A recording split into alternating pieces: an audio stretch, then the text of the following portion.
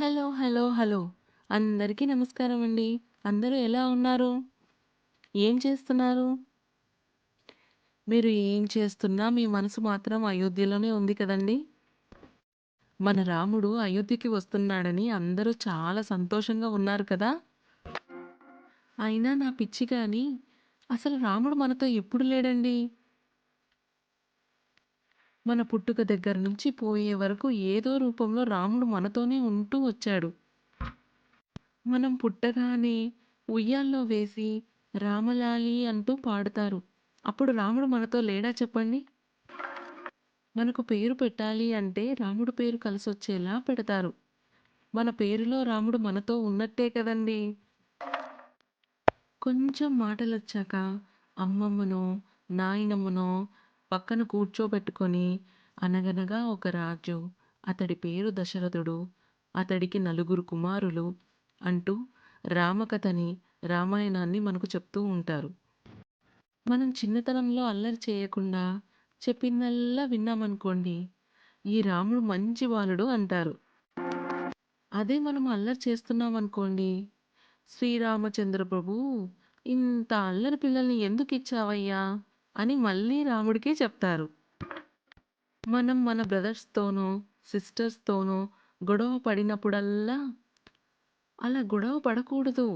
రామలక్ష్మణుల్లా కలిసి ఉండాలి అని ఆ రాముడినే చూపిస్తారు. ఎదిగే వయసులో ప్రతి ఒక్కరిని దేవుడి ముందు నిలబెట్టి దండం పెట్టుకోమని మొదటి పాటగా రాముడి భజననే నేర్పిస్తారు. ఇంట్లో పిల్లకి పెళ్లి చేయాలనుకోండి, శ్రీరామచంద్రుడి లాంటి వరుడు కావాలని, అలాంటి వరుడిని తీసుకురావాలని తపన పడతారు. మంగళసూత్రంలో, పెళ్లి శుభలేఖలో కూడా సీతారాములే ఉండాలని కోరుకుంటారు. మొదటి శుభలేఖను కూడా సీతారాములకే ఇస్తారు. పెళ్లి అయ్యాక కూడా ప్రతి సంవత్సరం దంపతులతో సీతారామ కళ్యాణాన్ని జరిపిస్తారు. ఎంతైనా బాధ కలిగితే రామ రామ అంటారు. చివరకు మనం మన ఓల్డ్ ఏజ్‌లో కూడా రామకోటి రాస్తూ రాముడితో గడుపుతాము.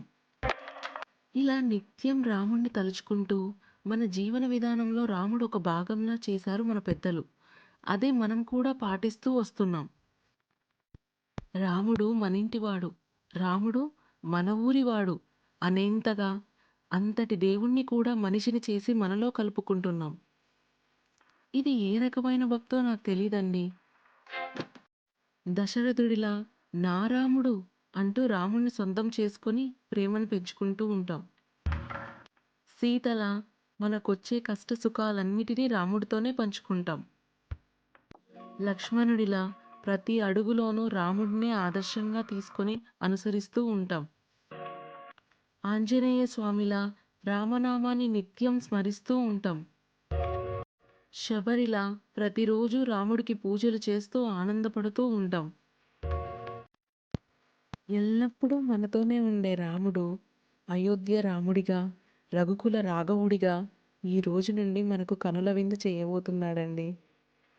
ఈరోజు చరిత్రలో నిలిచిపోయే రోజు. మనమందరం ఈ రోజును చూడడం ఎంతో అదృష్టంగా భావించాలి. మన కళ్ళతో ఇలాంటి ఒక సన్నివేశం చూడడం నిజంగా మన అదృష్టం అండి. మనం మనుషులుగా వేర్వేరు ప్రదేశాల్లో ఉన్నా అందరి మనసులు ఆ అయోధ్యలో శ్రీరామచంద్ర ప్రభుకి స్వాగతం చెప్తూ మురిసిపోతూ ఉంటాయని భావిస్తున్నాను.